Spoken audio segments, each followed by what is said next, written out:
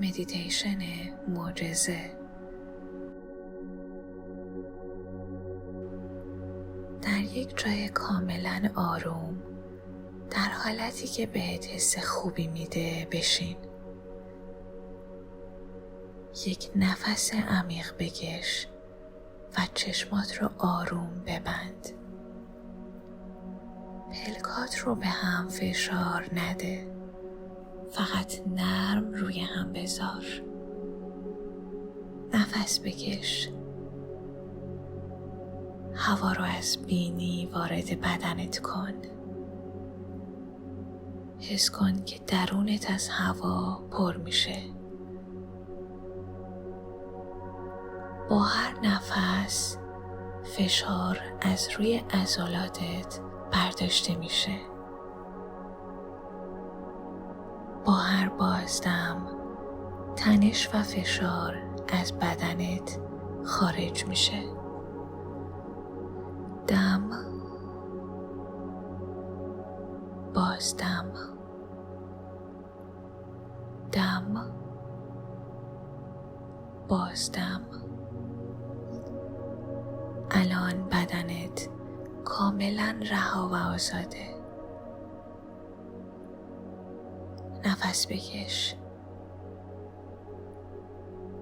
قراره برات رازی رو بگم. نفس بکش. هوا وارد بدنت میشه تا تو رو زنده نگه داره. میلیون ها سلول در بدنت دارن کار میکنن تا بهت زندگی بدن. گوش کن. ضربان قلبت رو حس کن. به خاطر تو داره میزنه. میلیون ها بار در سال فقط به خاطر تو. تمام اعضای بدنت به خاطر تو کار میکنن. پس تو خاص هستی. معجزه وجود داره. باور کن. حالا بذار اون راز رو بهت بگم. معجزه از بیرون نمیاد.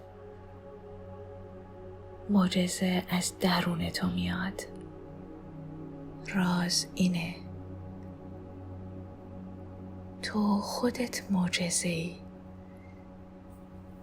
نفس بکش. بین میلیاردها کهکشان، میلیاردها ستاره، بین میلیاردها انسانی که ممکن بود جای تو به دنیا بیان، تو اینجا بین مایی.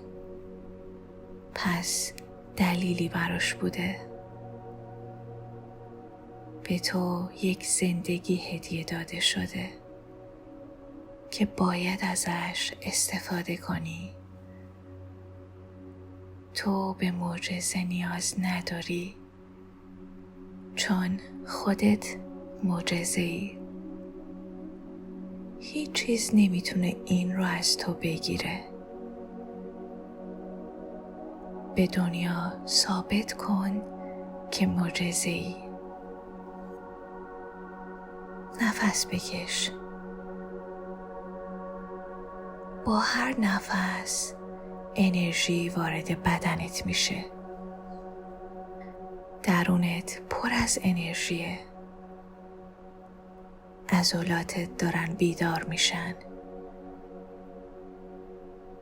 دستات رو آروم تکون بده. حالا پاهات رو. بدنت آماده زندگی دوباره شده. چشمات رو باز کن. لبخند بزن. تو معجزه‌ای.